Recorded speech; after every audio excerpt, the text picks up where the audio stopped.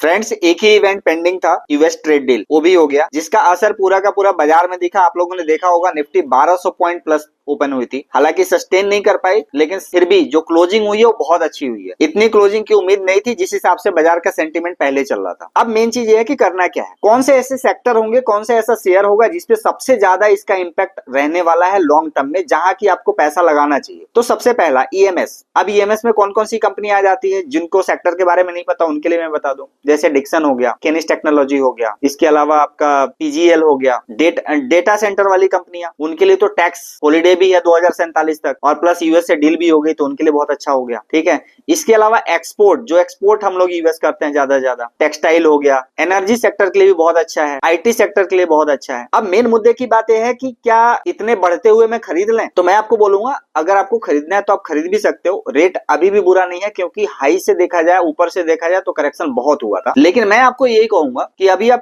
अगर लगाना भी है तो 25% पैसा लगाओ इन कंपनियों में, बाकी अब थोड़ा सा इंतजार करो। बीच बीच में ना कभी कभी करेक्शन आएगा, बीच बीच में थोड़ा बहुत करेक्शन आएगा, प्रॉफिट बुकिंग आएगी, तो वहां पे वापस पैसा लगाना, उसके लिए आपके पास जगह होना चाहिए। नहीं तो नॉर्मली होता क्या है कि जब मौका होता है खरीदने का, जैसे बजट वाले दिन था, कल भी था, और मैंने बोला भी था कि पैसा लगाना चाहिए, उस टाइम पे पैसा बचता नहीं है इंसान के पास लगाने के लिए, वो पहले ही फंसा हुआ होता है हाई रेट पे। तो हाई रेट पे थोड़ा कम पैसा लगाइए, इंतजार कीजिए, मौका मिलेगा। लेकिन एक चीज तय हो गया कि लॉन्ग टर्म के लिए बहुत अच्छा हो जाएगा ये सारा का सारा सेक्टर। यहाँ पे लॉन्ग टर्म में अच्छे पैसे बन सकते हैं। Thank you.